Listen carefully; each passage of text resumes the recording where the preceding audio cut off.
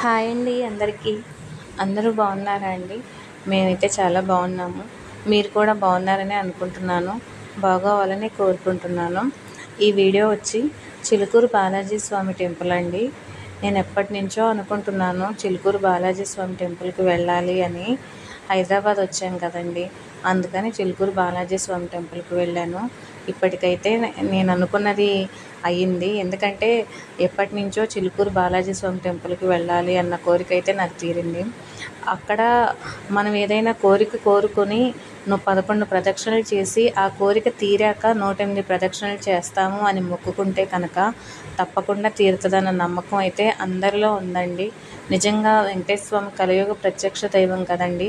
మన కోరికలు తప్పకుండా తీరుస్తాడు మనం నమ్మకంగా కోరుకుంటే.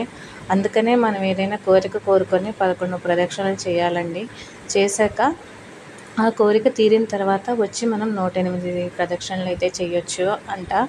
గుళ్ళో అయితే వీడియో తీయనివ్వలేదండి. అందుకనే మేము ప్రదక్షిణలు చేసేసి దర్శనం చేసుకొని వచ్చాము. ఇక్కడ ఇటు వస్తే ఇక్కడ కాసేపు కూర్చున్నాము అందరమును. కూర్చున్నాక ఇక్కడ పక్కన శివాలయం కూడా ఉందండి. ఆ శివాలయానికి కూడా వెళ్ళాము. వెళ్ళొచ్చాక అందరం ఇలా కూర్చున్నాము.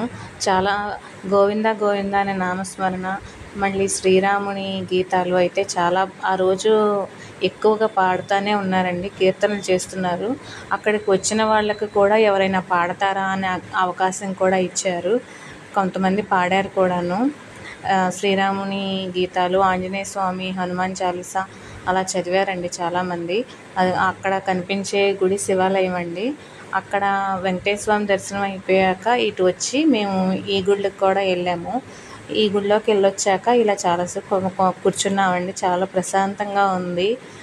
తర్వాత ఇక్కడ ఇట్లా మొత్తం షాప్స్ ఉన్నాయండి. ఈ షాప్స్ నుంచి బయటకు వచ్చాకే మనకి వేరే షాప్స్ అన్నీ ఉన్నాయి అన్నమాట.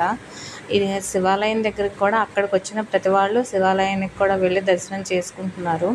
తర్వాత అందరూ ఇలా చాలాసేపు కూర్చున్నారండి. ఎందుకంటే గుడి దగ్గర ఉంటే చాలా ప్రశాంతంగా ఉంటుంది కదా.